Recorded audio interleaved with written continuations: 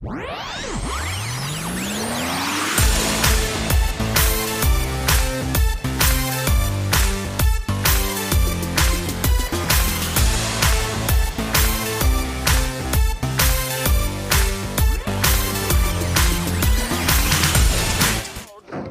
listen to all his problems. They do their best to please. And even if they run the show, he gets paid for their ideas. Great work. And so long as he's alive, from 9 to 5, they'll take it all they can. Miss Rhodes, come in here. But what will go on when the light finally dawns that it's time to get back at that man?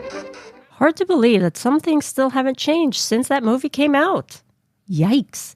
Hello and welcome to another episode of the Forever Fangirls podcast. I'm Sheila Amato, and you can find me and my wife on our website at foreverfangirls.com. And I am Kimberly Amato, and you can find us on Facebook, Instagram, and TikTok at Forever Fan Pod. Same handle, 3 socials. We are your hosts, and we're glad you can join us because today we are starting a new series called Nostalgia-vs-Novelty. That is right. In this series, we will be discussing movies that either I've seen and Sheila hasn't, or vice versa, and we're going to discuss what we thought of the film and whether or not the film still conjures up that nostalgia feeling. Yeah, and let's face it, I'll mostly be coming at it from a newcomer's perspective, because there are a lot of movies out there that I haven't seen. And in today's show, we'll be reviewing, as you heard from the intro, 9 to 5 that came out in 1980. We streamed this on HBO Max at the time of this recording. And I think I'm likely the last person who hasn't seen 9 to 5 at this point. But if you haven't and you continue listening past the banter, you will be spoiled. But in my defense, I at least know the chorus. It makes me laugh, though, that our friend Laura was reading the lyrics to you, like just saying line by line, and you had no idea what she was doing. It was I did not know the verse. I said, I know the chorus. So anyway. But anyway, it's really a catchy tune. It gets stuck in your head. Yes. What is it, an earworm? That's what it is. It's an earworm. Yeah. But we decided to do our very first Nostalgia versus Novelty episode with this episode since we had covered 80 for Brady not too long ago and thought it was sort of fitting. Yeah. And we'll be, or trying to anyway, tie the movies we cover in this series with our normal episode, based on genre or actors and the like. Yeah, so if you see a month where we're doing science fiction, we're going to try to do maybe a science fiction film that I've seen that Sheila hasn't, or vice versa. But we do have a lot of movies on Sheila's list, so I can't guarantee it's going to take only 1 year to get through them. Well, you know what? We'll start at the beginning, okay? Well, we'll start now. Okay. So let's get to our very first Nostalgia versus Novelty episode. So here's the summary from IMDb. 3 female employees of a sexist, egotistical, lying, hypocritical bigot find a way to turn the tables on him. Short, to the point, sweet, and frankly, what has changed? Yeah. Well, right? So anyway, the way this show is going to be, the format is going to be a little bit different, where the novelty view will go first, and then the nostalgia view. And at the end, we'll each give our rating and explain why we chose it. Yeah, the reason we want to do that is because whoever hasn't seen it, we want them to go first and explain why they either liked it or didn't, and then the other person who has seen it can chime in and kind of add to it. Because let's be honest, if you've seen it and you know at the end you're like, okay, it either is or isn't eliciting those nostalgic feelings. Right. So I want to hear from you mostly because, like you said, it's your list of films. But in your defense, you weren't in the country when 90% of these came out. That is true. Although in the Philippines, there are movies. I didn't say there weren't movies in the Philippines. I'm just saying you weren't in this country when most of the films came out. And therefore, your words, you just didn't see them. Yeah, I didn't see them. But when we watched 9 to 5, the fact that it did have Jane Fonda, Lily Tomlin, and Dolly Parton, I was like, you know what? This has to be a good film. Apparently, it was Dolly Parton's feature film debut. Oh, was it? I believe so. I didn't even know that. I know that she wrote the song for it. Well, yeah. Right? You know, I said, we should see this. When we saw 80 for Brady and we were watching like a lot of interviews that they were doing, Lily Tomlin was actually saying that she didn't want to do this film. At first, she didn't like the certain situations in the script. Mm-hmm. And then she thought, you know, what am I doing here? I can't be in the movie with Jane Fonda, you know, that whole thing. So it was interesting to me to see the final product. And actually think Lily Tomlin was brilliant in this. Wait, you're saying Lily Tomlin said she can't be in a film with Jane Fonda, or she can't pass up the opportunity? No, that she can't be, like she was having self-doubt of, what am I doing here? Oh, she didn't think she was good enough. Correct. Okay. Yes. Yeah, and this Well, I mean, was that makes sense. 40 years later, right? But when you look at somebody that is accomplished and you do have self-doubt, it's like imposter syndrome. Mm-hmm. Yeah, that makes sense. Yeah, but Lily Tomlin, I thought, was incredible in this. So was Dolly Parton. And I did not expect Jane Fonda to be the demure, homely type character in this. I thought she was going to be like, the blonde bombshell. Oh, you were thinking because you've seen her in 80 for Brady, and she's, I mean, let's be honest, she does go out and she's very active. Yeah, in she was civil doing, rights causes. the Jane Fonda videos, right? She was all of that. So in the film, I was hysterically laughing at the marijuana scene where they just said, okay, we're just going to go and smoke this joint. It's funny looking back at it now. Oh my God, I was on the floor. But see, it's funny for me looking back at it now because I'm like, they act like it's such contraband and now it's legal in certain states. So it's weird for me. I know. But the fact that they were just able to let loose, right? And just talk about... And ate everything in the fridge. Hey, you get the that is a real thing. You get the munchies. And they were talking about the fantasies of what they would do to the boss, who was treating all of them just terribly.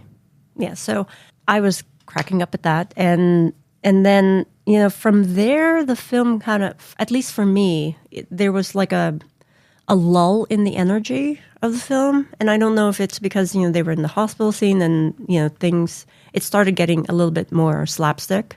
Yeah, that makes sense. And so I was just like, all right, let's see how this goes. And then I was thinking, how in the world are they going to get out of the situation where they kidnap their boss? And with that garage door opener that always lifts them off the ground? That was actually kind of ingenious. That was. All I kept thinking about when I kept seeing that now, like when I was younger, I was laughing, but now I was going, wow, that really must hurt. Yeah. Just hanging from the ceiling. And could it really support his weight for that long? That was my other thing. Maybe. I'm just saying, it's my head now as an adult starts looking at it differently. Yeah. Well, the ending, I liked how they brought it in where they used his antics against him, right? He always stole their ideas. He always took credit for everything. And when he was gone and they were running the show, they made the workplace so much better, right? And he still took credit for everything because his signature, which Dolly Parton had perfected at that point because he had always made her sign everything anyway, he basically took credit for their ideas, got big promotions, and then was like, wait a minute, no, I don't want that promotion. Yeah, he was shipped out to Brazil. Where he disappeared. Yeah, but, It's karma. Yes, it is. And it at least, yes, I know this is a comedy and it's sort of fantastical, but organizations are made out of people. And if you treat your people well, then the company will continue to grow and be successful. At least that's always my belief. Well, what is that? Recently, there's been tons of articles about 4-day work weeks, about a living wage and how... The work-life balance. The work-life balance is being changed and it's actually being equalized. And by doing so, productivity is up.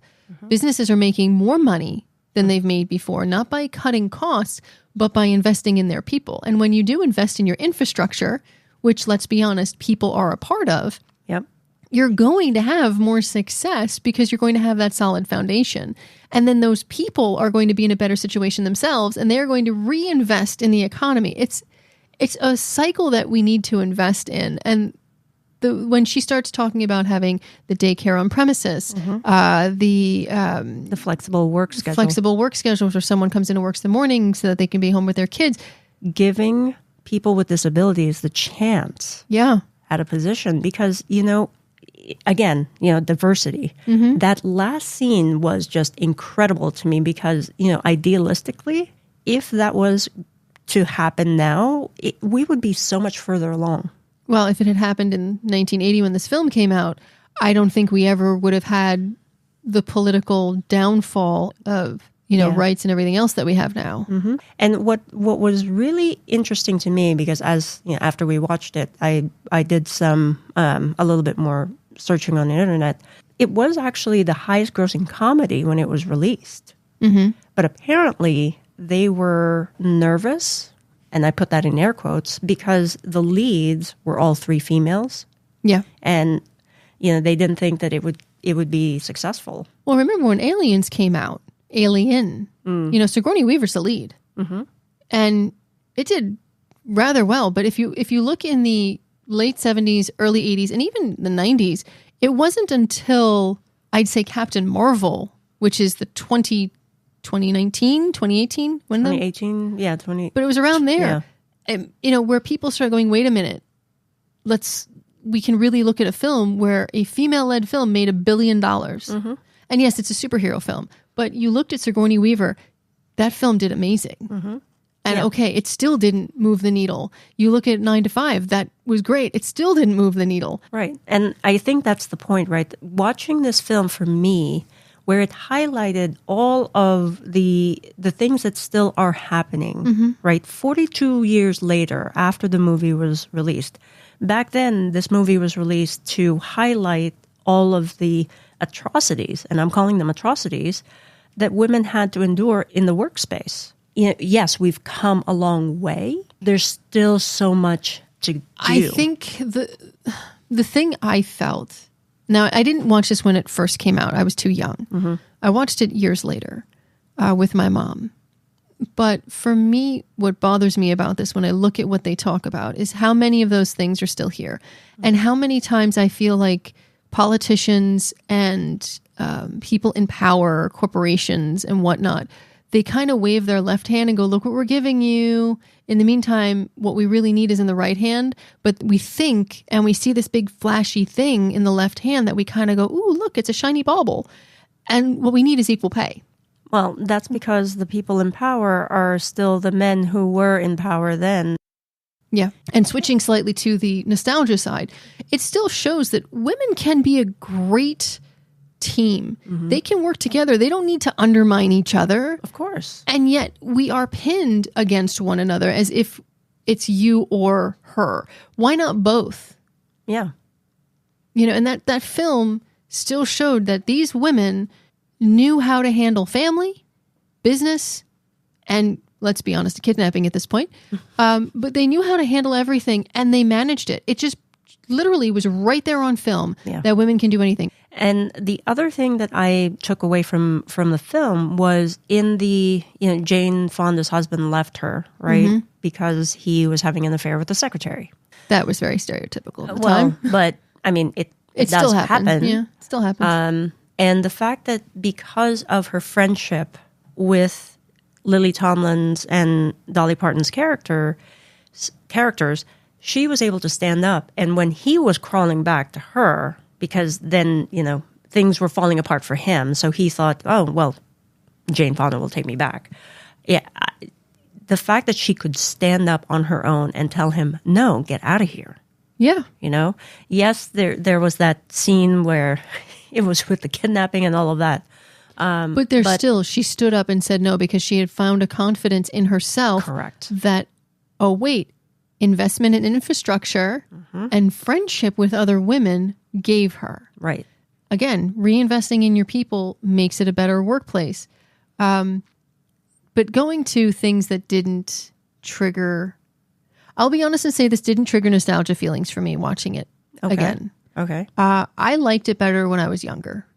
It was very fanciful. It was very empowering.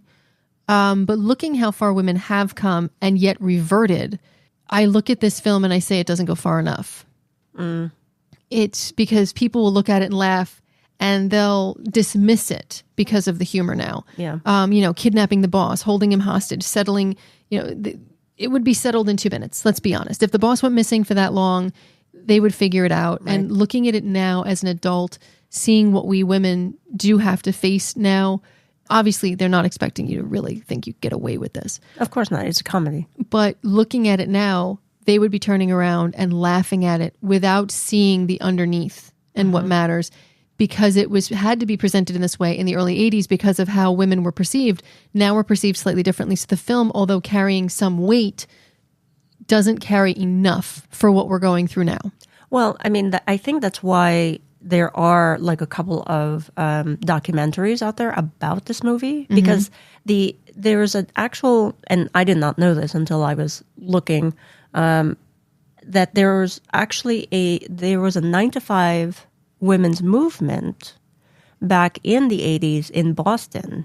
Interesting. And so, there's a Netflix documentary actually that we will link in the show notes page.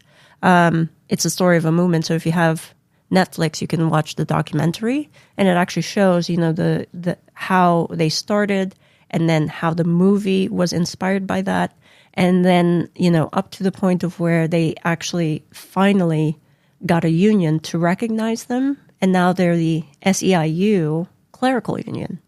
So it's a fascinating look to see how women can persevere through this. So maybe it's because I'm looking through a lens of seeing it at a time when it had that oomph for me. Mm-hmm.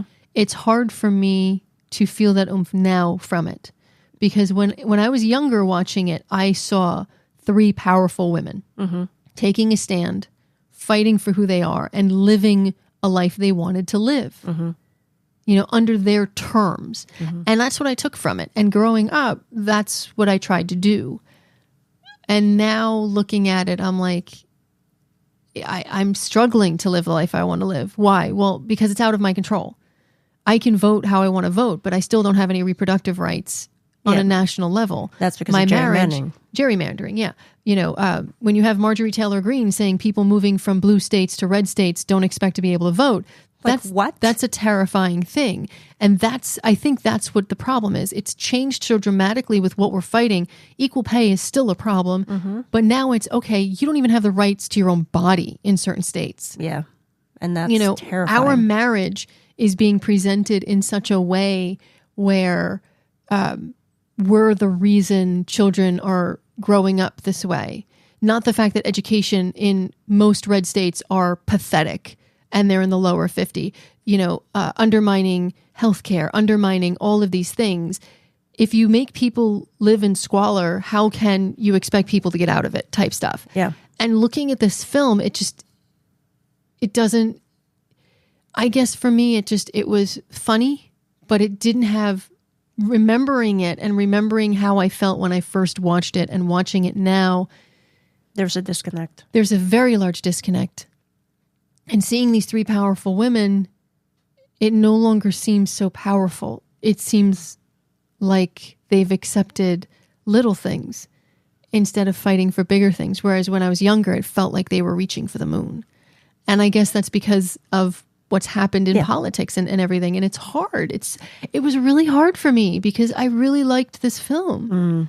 So seeing it again was just so difficult. Yeah. And for me, it was because I was seeing it for the first time going, oh, all right, thinking about what they were going through then, still happening now. And it makes me not want to continue with this series because I'm afraid what else am I going to see that my memory and a rewatching are not going to connect. Well, we're going to have to find a movie that I've seen that you haven't, like, Sound of Music, where it might be. The Hills Will Not Happen. Oh my goodness, that come musical. on. Anyway, so do we have any other points? Well, we do have great movies on the horizon. Like, Goonies. Have you ever seen The Neverending Story? Turn No. around. You're gonna have to see that film with me. Anyway, I want to hear it. About 9 to 5. About 9 to 5. Is there anything else? One of the things I loved that the film did, and nostalgia-wise, it kind of hits the nostalgia feels. I love when a film during like the end will tell you where everything is, like where everybody went. I've always liked that about films, where they don't just, certain films, it's fitting when they end on like a black screen and you have no idea where they are. But sometimes in a comedy when they add like so-and-so went here and did this. And I like how they do that. Yeah, because it says that they continue on. Life goes on. Yeah, we don't see it, but they But it's always on. nice, right? To see that. Yeah, because life does go on. Dolly Parton her character had a beautiful singing career. It's like, that's fitting. Right? Oh, the one thing that I wanted to also bring about is there is another independent documentary Okay. called Still Working 9 to 5. And it's currently making its way through the film festival circuit. So I have not seen it, but it's apparently getting great reviews. So I will be... Is there an article or an IMDb link to that? There's a website, and we can link to the website. I'll be linking to whatever my wife gives me. That's what's going to happen, folks. So anyway, I guess that will be our discussion. It's a very short discussion. I'm sorry. 9 to 5. It's all good. I don't think that we can make it a huge discussion. I'm going to go back to one thing. That song still, though, speaking of nostalgia, whenever I hear it, you just have to sing it and dance to it. Like you start bouncing. It's like dun dun dun dun dun dun dun dun dun. You just start bouncing, and it made it really still. I love Dolly Parton. Mm-hmm. There's actually, and we'll link it to the show notes. Yes. There is a rendition that Kelly Clarkson and Dolly Parton did of 9 to 5 that is in this new independent documentary. So it's an interesting twist to it. It's a different. Oh, I'm gonna have to listen to it then because Kelly Clarkson, she just belts, man. I know, she's awesome. Okay, but wait, speaking of Dolly Parton and renditions, have you seen Miley Cyrus sing Jolene? No. Oh, it's so good.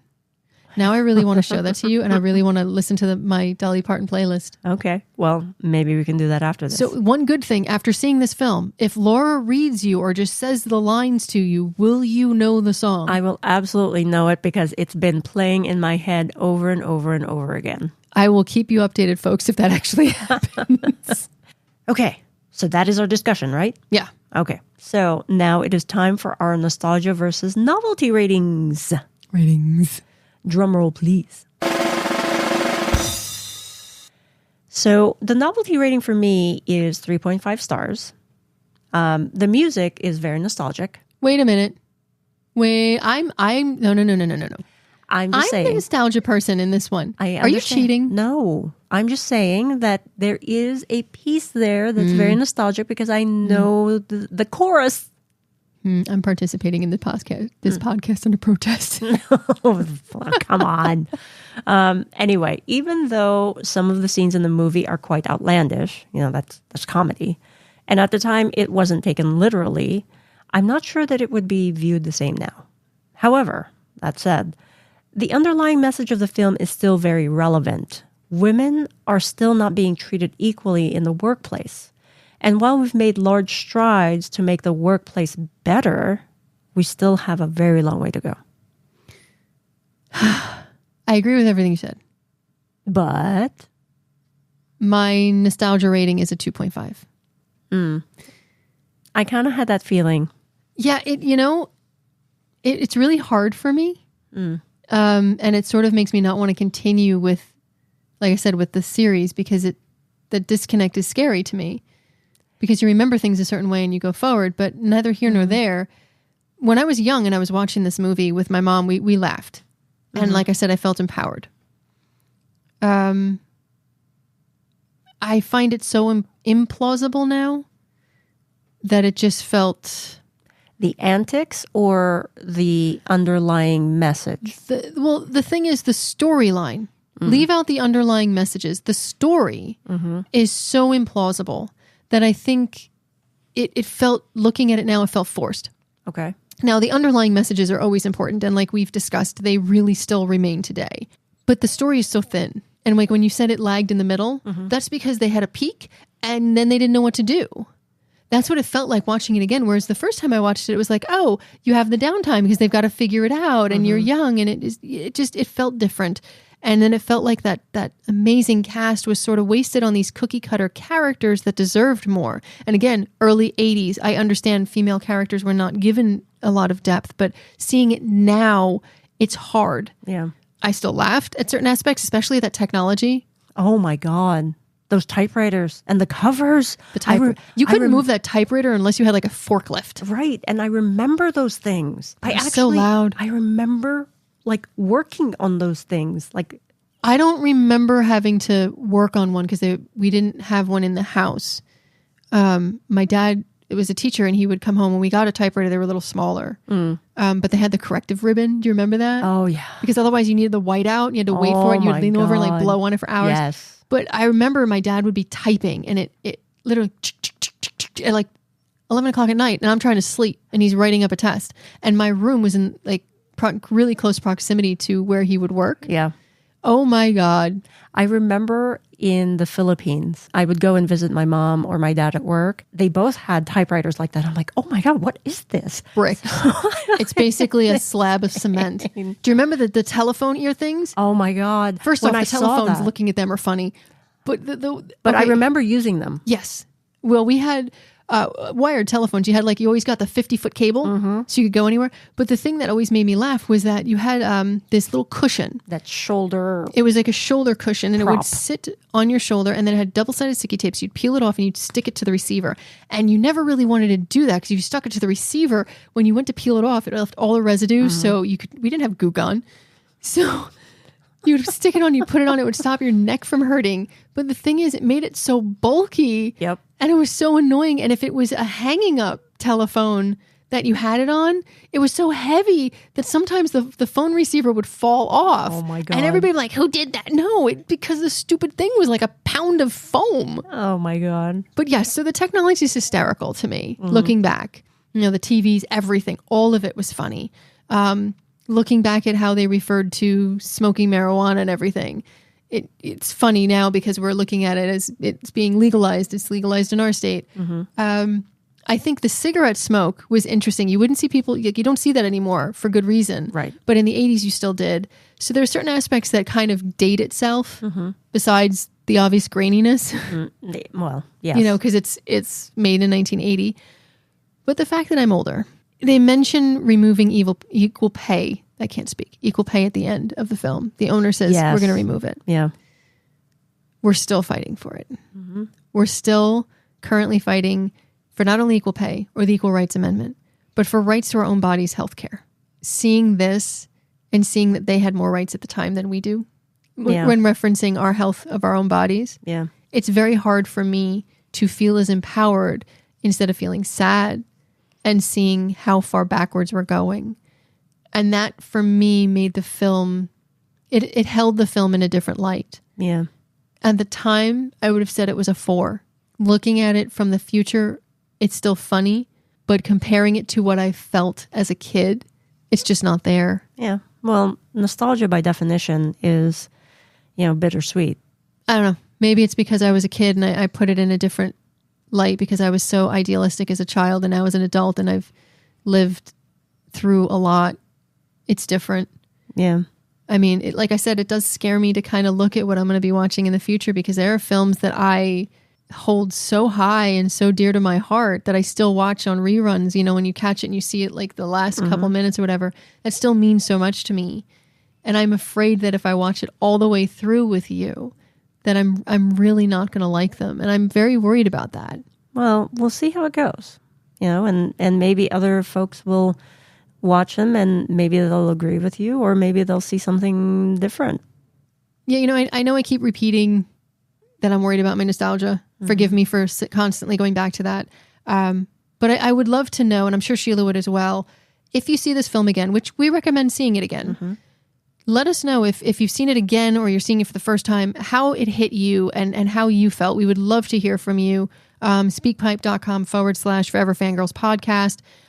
You can also hit us up on any of our socials at Forever Fan Pod. But please do us a favor on your phone or wherever you're listening to this. Just hit the follow/subscribe button, whatever the app has, and then leave us a rating to let us know how we're doing. We would love to hear from you. And until next time, stay safe. Be kind and remember, we've got dreams no one can ever take away. One day, our ship will come in and the tide's going to turn. But until then, we have to keep fighting for equality.